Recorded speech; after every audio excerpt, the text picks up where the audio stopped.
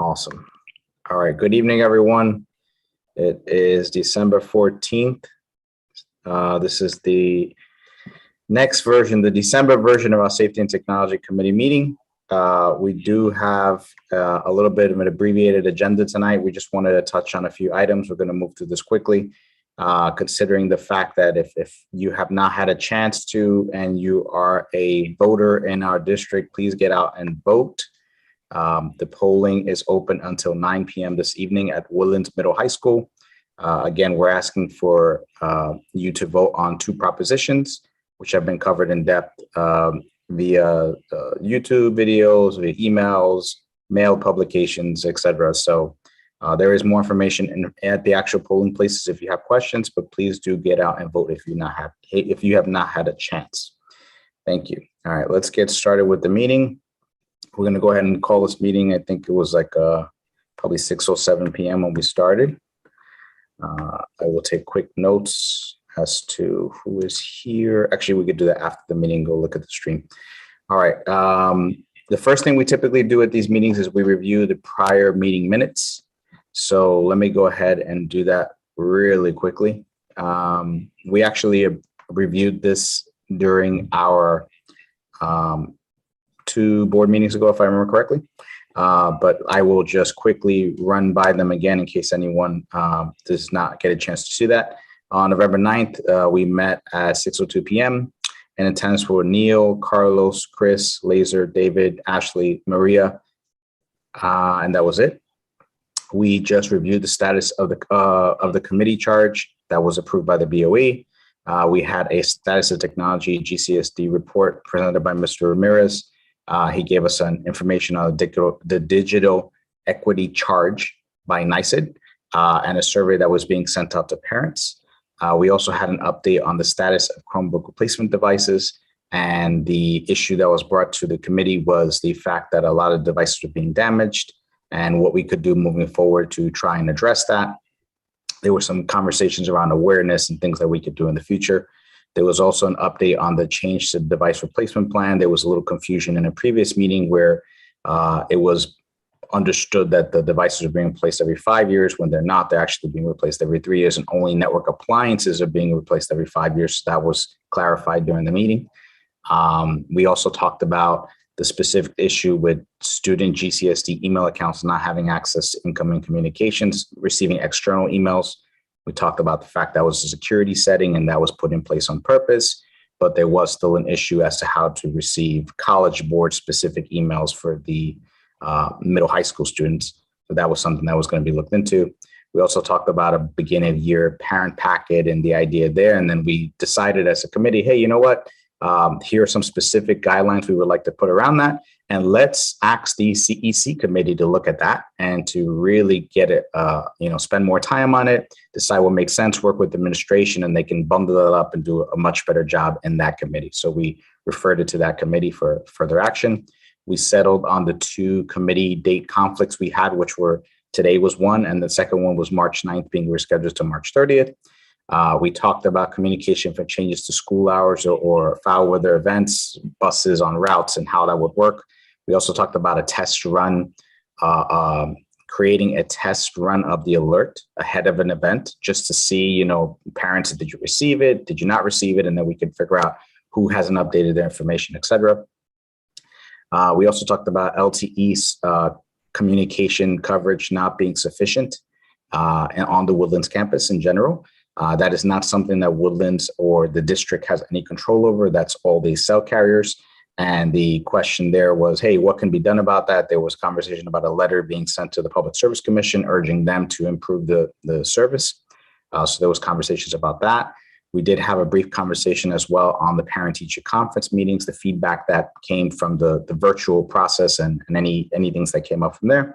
And then we were going to talk about student pedestrian safety, but our safety liaison, Ms. Lisa Raymond, was not available at that meeting because there was a conflict. So we tabled that and didn't talk about it. And then we had a new business section. No new business came up. And then we went into closed session to discuss safety and security issues that specifically affect our campus. So we closed session for that. And then when we came out of closed session, we basically closed the meeting at 8:52 p.m. Does anybody have a different recollection of those meeting minutes, or are we all in agreement we should adopt them? I move we adopt these minutes. Second. All those in favor? Aye. Aye. Aye. Okay, thank you. We'll go ahead and adopt those minutes. And now we'll move to today's minutes, today's agenda meeting agenda. Yeah, I'm moving quickly today. Sorry, guys. So the first item for today is the status of technology at GCSD report. Mr. Ramirez, did you get any feedback on the survey results? Yes. So at this time, when you refer to the surveys, is basically the digital status, the digital survey that was mandated by the state. We already contracted services with Lyric, Southern Westchester Bosses, and we provide with printed copies of this survey to every student in every grade, and it was sent home. We start collecting all of these responses, and we scan the responses following the matrix. Right now, we have about 522 that were processed already, and we're still collecting until January when we had to do the final submission to the state. What is interesting about this is we have a one-to-one program, so the answer to the first three questions is kind of like a given. We have devices that are capable of connecting and accessing the internet and providing for the students for high-quality instructional materials. But we wanted to be sure that in our community, we could identify what percentage of families have difficulties accessing the connectivity at home because they cannot afford internet access, or they have difficulties accessing the internet for other reasons. They don't have enough number of devices, even though that they get one device provided for every student that attends Greenburgh schools. As of now, we're still in the process of collection. Probably next month, when we have the next meeting, we will have an actual review of the results of our collection, and we can actually share with the committee for feedback.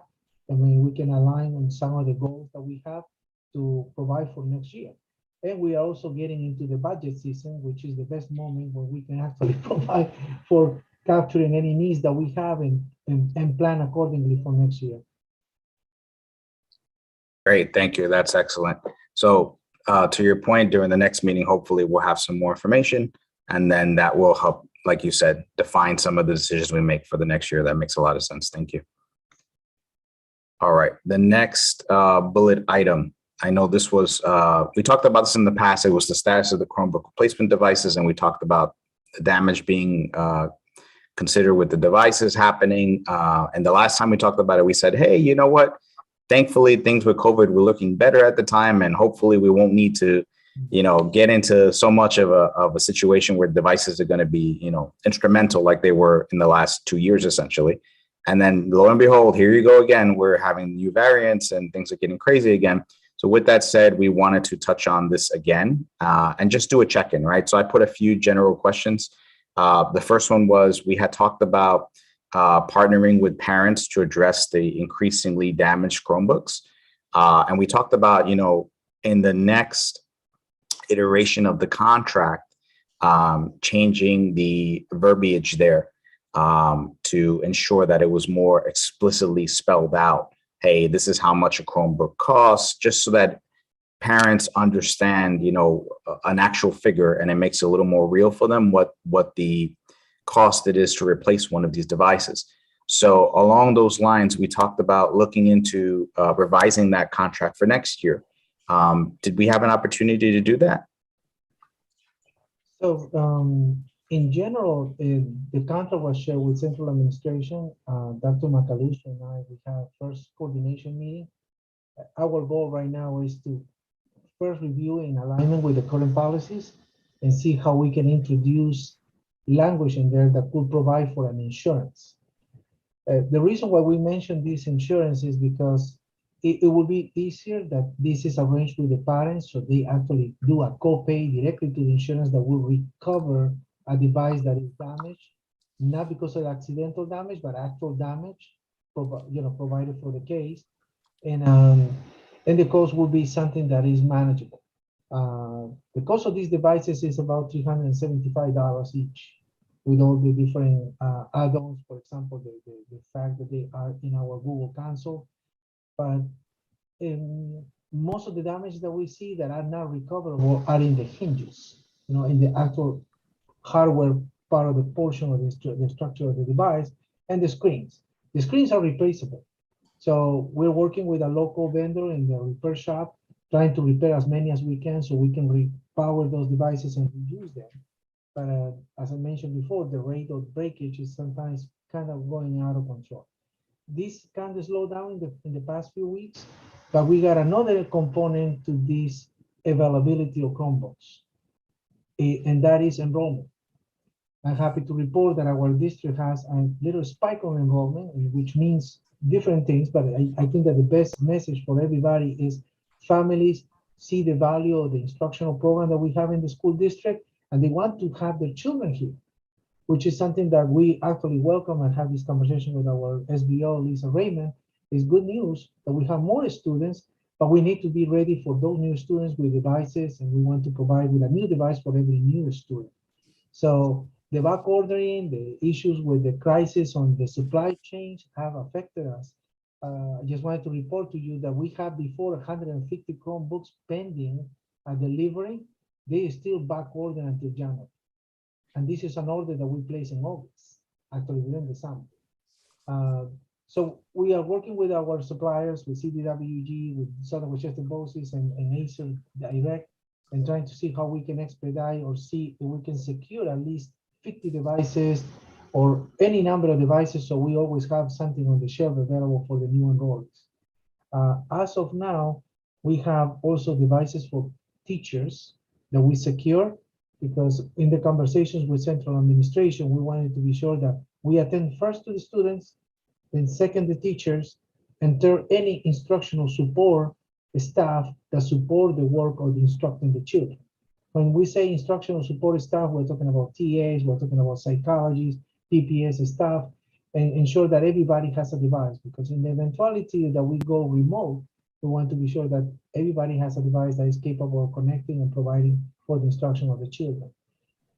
We still have devices available as well for our early pre-kindergartners. Those are tablets, touch screens. We still have a number of those waiting for being assigned to students. And as I said, we have new enrollment. So we are attending as we get the information and the registrations. We also have a number of devices that are called the hotspots, the Wi-Fi hotspots, that will attend to those families that don't have the finances to pay for internet access in their homes. Is previous, we have to go through a process of evaluation. It starts with a referral by the principal of the school, going to our business office and doing the verification that they are in free and reduced lunch program enrollments, and then they get assigned a Wi-Fi hotspot. There are other cases, depending on what the central administration decides, that we could attend.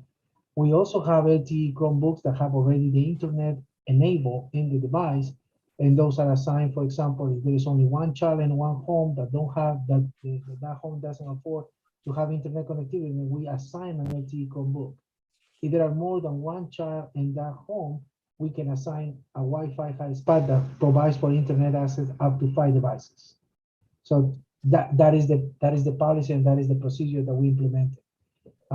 As I mentioned before, we're still waiting on these back orders, but as of now, we have a very sensitive moment where we are waiting on devices that come from repair, and then we immediately reassign to the students that need those devices. Every day we're monitoring the number of devices that we have, the number of devices that we need, and I gotta tell you, it's a balance that goes into zero. So we are even. As we get devices, we assign them. So there is nothing on the shelf that really is significant. We have 2 devices here, then those devices get assigned. Are there any students waiting for devices at this moment, or do all the students have one at this moment? At the beginning of this week, we had 2 students that were waiting on devices. There were no enrollments, so they were waiting for 2 new devices, and I believe that we were able to provide with those devices as of today. If it comes to the need to provide a device like an LTE Chromebook just for the time being until we can get a regular Chromebook to be assigned, we do that too. Okay. Because instruction cannot wait. And that's our priority right now, to ensure that the students have the access. Yes. And you're talking about all the grade levels? I'm talking about K-12, yes, pre-K-12, all grade levels, all grade levels. So, Just as a reference, the influx of new enrollments for the last couple months amount to more than 100 students. What? It's about, yeah, it's a large number because we got a good number of students coming back to R.J. Bailey, Highview, and Leah Jackson.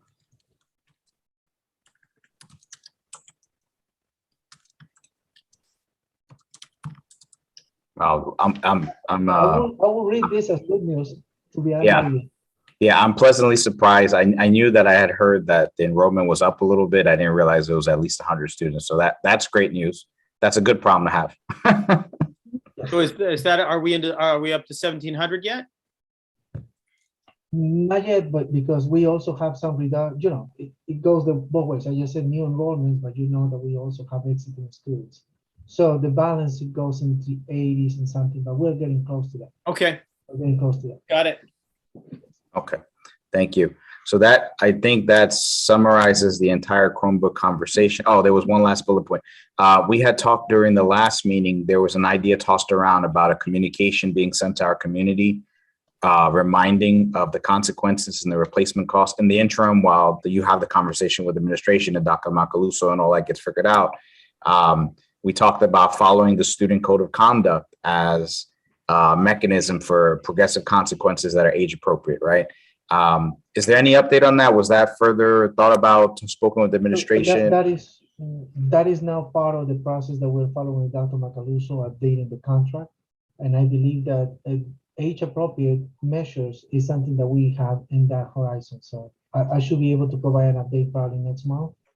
With the recent developments in terms of the COVID-19 crisis and everything, we are concentrating our efforts on ensuring that everybody's ready for the eventuality of hybrid instruction or remote instruction. So we want to be sure that everything is ready in case that happens. We're hopeful. We will continue working in person, but we gotta be cognizant of what is happening in terms of statistics and everything else, as our superintendent mentioned and communicate to the public. Absolutely. That's on that topic. Okay, and the good news is, like you said, you saw the numbers of damaged devices decrease recently, right? So that should hopefully, stabilize for a little bit at least, and with a little luck, those 150 will finally come through soon. Slow down. It will slow down a little. It's still happening though. It's still happening. We cannot deny that it's still happening and it's concerning, but our goal is to provide both education and promote our parents as partners at home. So we all care for these devices that are district owned, the same way that you will care for your own device, and that way we ensure that they can use these devices not for 1 year, 2 years, 3 years, but as long as they can use these devices. And we continue working also with our business office on our replacement plan and funding that replacement plan. As you know, there were many opportunities for funding that we had during COVID and after COVID, after 2020, but we need to plan for sustaining those investments. What was going to happen in another year and 2 years? And that's the big question. I'm very happy to report that the coordination with our business office is great. We are working together. Awesome, thank you. All right, so that closes up the Chromebook section. Let's move along in the interest of time. So the next bullet point was the GCSD email account not having the student GCSD email account not having access to the incoming communications from the College Board. During the last meeting, you confirmed for us it was a security configuration issue, which is why it was set up that way. But that's a little research is going to be done to see if there was maybe a better approach for those College Board emails to be handled. Did you guys have an opportunity to look into that? So we actually inquired with other districts in the region, and also with Southwest Bourses Lyric that serves 63 districts. I'm waiting on basically the background information on how we can actually provide for this, if there is a way to do it, because the structure of our email for the students is either you do it or not do it. And that's why the safety concern was. If we open that, it's an open resource, and then it could bring into the equation some of the risks that we have with phishing, with spam, and all that. So we're still waiting on feedback from Lyric. I had the conversation also with our account manager, and we have a meeting scheduled for this Friday where we are going to go over some of the support that they will provide for us. My goal is to have good documentation that can provide for this if we open it, and be sure that we can actually lock it up as it needed. There's a bigger risk for that. But before we move into that, I'm waiting on that feedback. And Yeah, I that's think that's the waiting process that we're following right now. okay, and thank you for that. And I think the other point that we had talked about was, I think there was the guidance department was being part of the conversation, and they were saying, oh, you should be using the GCSD email account for this. And we had talked about, hey, maybe we should be telling students to use their own personal email addresses if possible. That was the other part of the conversation we had. Any update on that? So that is a conversation that we have at one point with the guidance department and basically with the principal of the school. As you probably remember, the recent board meeting, the guidance department made a presentation about how they actually approach the work in terms of connecting with colleges and providing for the connection between the students and all these offers by different colleges for applications and everything. They also opened the door for bringing Navians again to the district, which is something that I'm exploring with the resources that we have from Lyric, because it's one of those services that they actually channel to many districts in our region. And still, waiting for what we can do to actually expedite that, especially now that they use different interfaces and portals. There might be a way that we can actually prevent on using a specific email address from the district and just channel the information and provide for that connectivity, that connection between the applicants and the colleges. I know Chris has a question. So just to refresh my memory, I know when I go into the College Board system, they suggest that students use their personal email address so they have access to the data after they leave their high school. But when the students take an AP test at school, do they have to take the AP test after logging into College Board with their email address? Or, I mean, is that why we use a Greenburgh CSD email address, or is that not relevant? It's irrelevant for the assessment. The assessment remains with the record of the student, and it follows the profile of the student with the college that they applied for. Right, but when they take the actual test, do they need to log in somehow with an email address? No, they get assigned a specific ID number and a specific password. Normally it's a numeric value that they get assigned. Okay, so theoretically, if they don't need to log in with a GCSD email address, theoretically, they could use a personal email address, create a College Board account, and their testing would still be done and accessible through the district. Correct. Okay, so. And that's why we are suggested solutions, but you're still looking into it. Okay. Alternatives, because we are hesitant to open our emails or make that the only way that they can actually access all these resources from the colleges, rather use their own private email, because they will continue working on this after their life in our school district on K-12 education. But the students will need it longer than Greenburgh will. So exactly. That's the idea. Okay.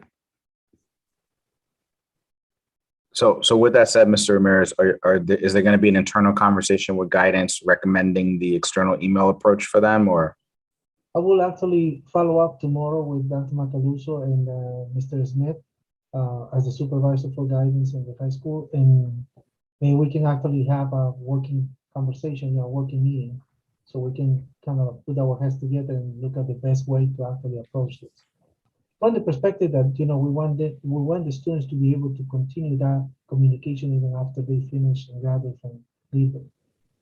Awesome, thank you. Okay, the next agenda item was just a refresher again, the beginning of year parent packet committee feedback that was provided to the CEC, so that is in their hands now. The next, Trustee Valen, go ahead. Sorry, I had muted myself. So I did take a quick look at I had referenced the fact that when you go to parent portal, parents and students, parent portal help, in order to figure out how to change your address, it still has not been amended to show the correct path. It still shows So again, when I go to parents and students, I go to the parent portal help and I click there. Instructions come up. It says access home, home access. Click on registration. And then it says to click update enrollment. And that's what needs to be changed. You don't need to click update enrollment because that will take you to the pathway of 100 screens to complete.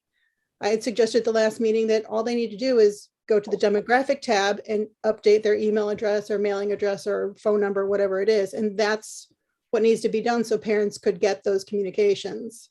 So could we please change those instructions so that it takes the shorter pathway to updating the. So the instructions that you're referring to is under the help? So if I don't know, maybe there, yes. So the pathway I took was on the website, parents and students. And the first column under parents, there's parent portal. I click help. Let me just do it again while we're doing this. You could share your screen. Do you have access? Oh, good point. Sorry, I'm on the, I don't know if I can do this quickly. That's okay. Let me share my screen. Yes, okay, you're right there. So go to, and then on the login where it says how to update your, right there, no, you were, go, see on the, how to update your contact info, view, the one below. No, wrong one. Wrong one? Yeah, the one right below that, how to update your contact info. Go back, okay. How to Right there. update this one? Yes. Okay. And so if you scroll down just a teeny tiny bit, how to access the returning student registration portal, click on registration. Okay, click update enroll tab. That part there, click update enroll tab should just say click demographic, or actually you land on demographic. And that's where parents would enter their email address or phone number, or well, I think the address you guys have to verify, but the email address and the phone number for emergency contact information, which is what we want parents to be updating, that's where they would do it. If you follow the current instructions, update enroll tab, that takes them through like 50 screens that they have to complete. So if we could look at amending those instructions so that the pathway to get the emergency contact information is much shorter and easier for parents, I think that will be helpful. I will provide this information to our registrar, and we can work out on getting an update on this and to follow better, to follow and make it easier for the parents to update their demographics. You should read that. You should read demographics, right? Right. You see, well, the demographics tab is the right one. You have the very small. It's the first one. I can make it a little bigger. In that little picture there. Yeah, I understand.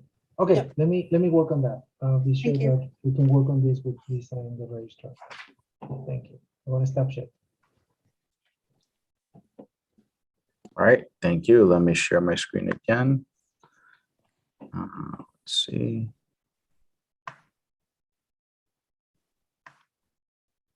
Okay.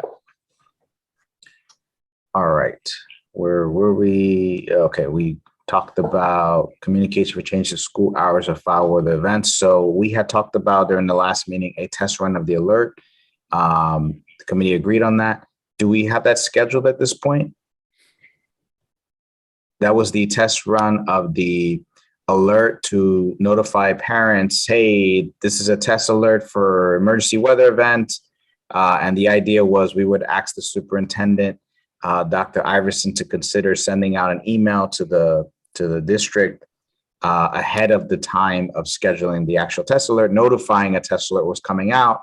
And basically, if the parents did not receive that alert by, whatever the timeline would be, let's say next Wednesday, as an example, they should go in and check if their information is updated. We had talked about doing that ahead of the next snowstorm, whenever that's coming or whatever's happening, as a kind of a proactive step, right? I believe that Lisa can speak to this a little more, but we proactively been checking on the communications that the superintendent has been sending because of the updates on COVID cases and things like that. And in any case that we have to reinforce the access for the parents, we are monitoring every day that, that we have the most updated contact information for the parents, and they get these emails, text messages, and so there are at least 3 different formats that we follow, which is the regular phone call, the email, and the text message. Lisa, do you want to add to this conversation on that? Because I believe that Dr. Iverson already engaged in doing the 3 ways. Or Lisa, do you have any more information about this? We don't have anything scheduled yet, but what I can do, it's just a matter of writing a short note. So maybe I'll just see her in the morning and just schedule something for her probably by the end of the week. It's just getting a short message out that this is happening, and then we just run the test. Okay. So the expectation is we will have one definitely sooner rather than later, or in December already. Yeah, thank you. I think part of that was just it was also specifically around the bus routes, right? Because that was the big contention point last time when we had that, last minute snow squall like 2 Novembers ago, whenever it was. I can't remember at this point in timeline because of COVID. But when that happened, everything went crazy, and we're trying to avoid that again. So I think it was not just the school messenger piece, but it was to Lisa's point, if that communication gets sent out ahead of time saying, hey, this is coming, right? And then we actually use that system that I think leverages school messenger, but taking the information from the bus system and send those tests out. That's what we want to test to be sure to make sure we're clear. Right. So Go ahead, Chris. So ideally, for example, since that transfinder is interacting with the school system, once the warning has gone out that a test is happening, maybe, hi, parents of bus route 7, this is a test for our emergency communication. Maybe it could be specific to the routes so that we know that the communication per route is working. I don't know if full of detail. That might be a little. We have over 60 routes, I believe. It's doable, but it'll take some time. Or random sampling. I don't know, because to Trustee Pineda's point, that we know the school messenger works. It's interacting with the bus route information that's the key before weather emergency. The way that I see it is we have our information in school messenger organized by grade level building. And now we are actually going into rostering. So we will be able to even alert the teachers if there is any alert specific to a class. So I think that working with Laser, we can probably maybe run a test in one school first and see how it goes. And we can get to that specificity, because I would say that we switch to the runs or the actual routes instead of doing it by grade, because any alert associated with schedules or because of weather alerts or anything like that will affect the entire school district. But it might be the fact that bus 7 is stuck on the hill and can't. We had this happen a few years ago. So that's why it's interesting to also just, if it's a random sampling of routes to test the interaction of the systems. So here is what never fails. And we implemented this already after that incident with the snowstorm before COVID-19. The bus drivers, they have cell phones and they have texting that they can actually communicate with their base, and then obviously our director of transportation gets that information, and then we can actually act on that. Now, the question, and maybe I need to have a conversation with Frank and Lisa on this, is how do we actually provide for that to go in a school messenger just to the parents of that specific route? That's basically what you will look for. Exactly, because how we alert those parents. Yeah, the cell phones are great, but that particular event, understood. There was cell phone traffic, and people couldn't get through on their phones either.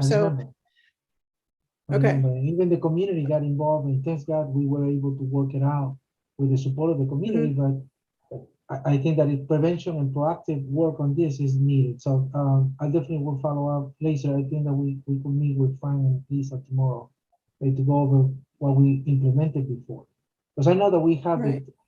the same lesson that we learned from before. If everything goes down, one thing that never goes down is texting. Text and phones Exactly. still work.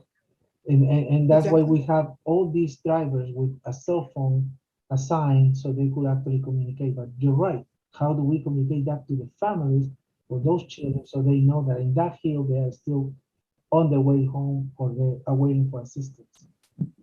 Thank you Right. very And I much think for you've that explained question. before that eSchool Plus doesn't smoothly interact with TransFinder, but that there is a way for the two to communicate. It's just, that's the test that I think We were able to we're establish the missing right now. communication between Yeah, Transfinder. that was cleaned up.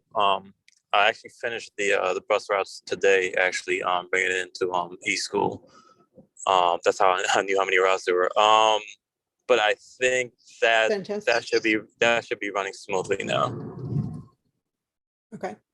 So it sounds like we're close to the testing phase then, once we do that communication piece and, okay, thank you. Okay, thank you. All right, next bullet point. Was there any update on the Infinite Campus research that was being performed? So the capabilities of the Infinite Campus compared to eSchool Plus go into the two-way communication between other applications. And the difference is basically on the cost. So it is about $25,000 to $28,000 more every year for a subscription to Infinite Campus.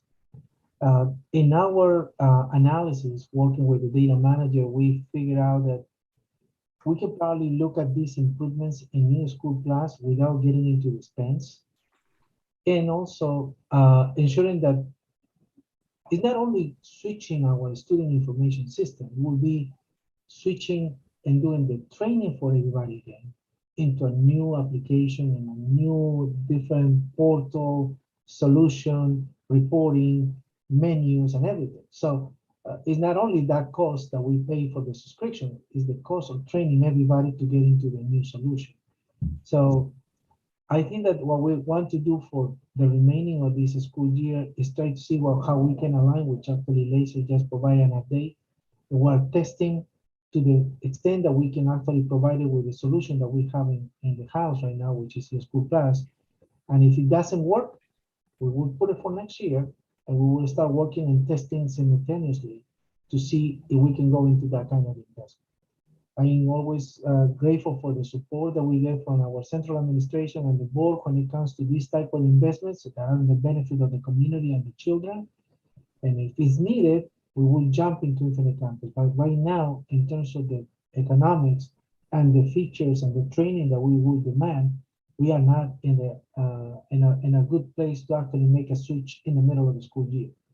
But we will continue with the evaluation and we will see and report back to this committee on what is the recommendation so we can actually approach it from the perspective of planning and execution. Perfect, thank you. Okay, moving on to the next agenda item, the LTE not sufficient communication piece, right? So we had the conversation, I believe our superintendent, Dr. Iverson, was going to sign the letter and it was going to be submitted. Did that occur? I don't recall. So I shared with Dr. Iverson the draft for the letter, and it was actually sent to, I believe that she has it or is being sent to the commissioner of the New York State Public Service Commission in Albany, and with a copy to New York State Senator Andrew Stewart Cousins and Amy Poling, Assemblywoman, who actually supervises the Public Service Commission in the Assembly. Based on the Chapter 48 and Article 1 of the New York State Public Service Commission, this entity is the one that supervises the operators like AT&T, Verizon, and all these other companies. As I mentioned before COVID-19, we have even conversations with some of these operators that have expansion plans to put antennas in locations that were part of our district. That stopped with COVID. And there have been no communication after that. So this letter probably will get that conversation started at a higher level of government. And then maybe we'll have an opportunity for us to get all the community organizations involved. As at one point, Mr. Warner mentioned, the town could be involved, and organizations in the community that want to support that, because it becomes a safety issue from the perspective of the community. You know, the private operators are service providers for the community, basically. And this situation with the lack of LTE connectivity, because we're in the middle of the woods, is something that they need to address. Agreed. Yeah. So that letter was shared with Dr. Iverson. I believe that she already, if she didn't submit it, she probably in the process of submitting it. I'm not sure if Lisa had any information about that, but I can actually reach out tomorrow to Ivy to confirm.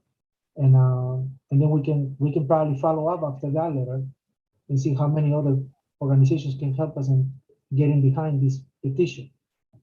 This is Yeah, so basically referring to the fact that there is no LTE coverage in our campuses, and pretty much most areas in Greenburgh town. yeah, agreed. So to that point, Mr. Ramirez, we did ask the CEC to start reaching out to other community-based organizations. They did request that we send them a copy of the letter so that they had something to go off of. So if when you're speaking with Dr. Iverson or Ivy, whoever you're speaking with tomorrow, if you can get a copy of that letter and we can send that over to the CEC, they can start their reach out. No problem. Thank you. All right, the next agenda item is parent-teacher conference meetings. Feedback, we had talked about it during the last meeting that the last set of parent-teacher conference meetings, at least up until the point of that committee meeting, had gone a lot smoother. There was this platform of signup.com, I think was the name, being used to coordinate the logistics for the meeting. During the last meeting, we also talked about, Laser reminded us of something that had just came out, which was the Zoom breakout rooms and how we could potentially use that to potentially have a one link invite for the parents, and then they would be broken out into meeting the individual teachers, and they could come back instead of having all these different links for each meeting. So there was a conversation about that. Has that been explored any further, or has it not been at the moment?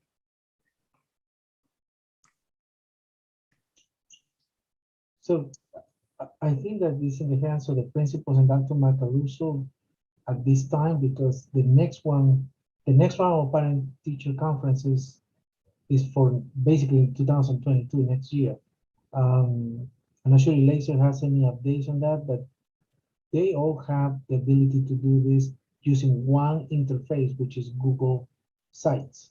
Their Google Sites, and doing the invite directly from there. Laser, you want to add to this? We can try. I don't know who's up next, but we could try with one of the smaller schools to see how it works out with Zoom. Like maybe Jackson. That's a small, decent size. There's nothing wrong with testing it, but it is available. So instead of going large like the high school, but we could start small. Thank you. Yeah, I think when we talked about it last meeting, just to refresh everyone's memory, it was while we know that Google Classroom is the standard that we use for the students when they're doing their classes and all that, we know that overall Zoom seems to be easier for folks that are on portable devices, or parents that are on buses or trains or driving or whatever. Not that we advocate them using it while driving, but sometimes it happens. We've seen it. But so the idea was, hey, if Zoom is a viable platform for parent-teacher conferences, which is not really privileged information the way the kids are, maybe that was a viable system and standardized. That would lead us to the next point, which was we had talked about potentially standardizing on one of the platforms. Right now, we've talked about Google Classroom in the past, but I guess pending the Zoom testing, if it turns out positive, maybe we want to consider standardizing on that if it pans out. Again, just thinking of ease of use for parents and just the experience to minimize confusion. So we'll wait for an update. Hopefully, maybe the next meeting there'll be one, maybe the following, because it depends on timing, right? So we'll see. But thank you. All right. The next item was the last open session item for today's agenda is student pedestrian safety when walking home from the middle high school during the dark hours after sporting events, etc. Trustee Valen, did you want to expand on that point a little bit? Well, I'm going to go in the other entrance when I go back up to school tonight, just to see that all the lights have been fixed. When I drove out this evening around 4:30, they weren't all on, but I don't know if they're on a timer or if it's sundown related. But I did still see some out. So I'll verify tonight. But I also wanted to, and I know Mr. Falcone is looking into the one light pole that was knocked down, and we're waiting on things for that. But I also wanted to see if we could touch base somehow with school staff, specifically at the high school, since they have students who stay late, who may walk home, although we now do have the buses. But just to talk about if there's some sort of pedestrian safety education that we could do, perhaps in conjunction with our local police department. I just wanted to know if that's something that could be explored. I'll leave it at that for now. So I don't know where to feed that to. Yeah, I think Ms. Raymond, you'd probably be the most appropriate resource on this call for that question. I definitely can look into that. Okay, perfect. Thank you. All right. That was it for the open session agenda items. From this point on, we're going to see if there's a motion to go into closed session, and what will be discussed during the closed session is safety and security issues surrounding our buildings and our students. So because of that, it is protected and it's something we want to keep the kids safe, right? So that's typically closed session. Once we come out of closed session, we will be adjourning the meeting. So for all intents and purposes, this will be the end of the live stream once the motion is made and approved. Is there a motion to go into closed session to discuss safety and security matters of the district? So moved. Is there a second? Second. All those in favor? Aye. Aye. Thank you. Laser, when you have a chance, please stop the stream. Thank you, everyone, and have a good evening.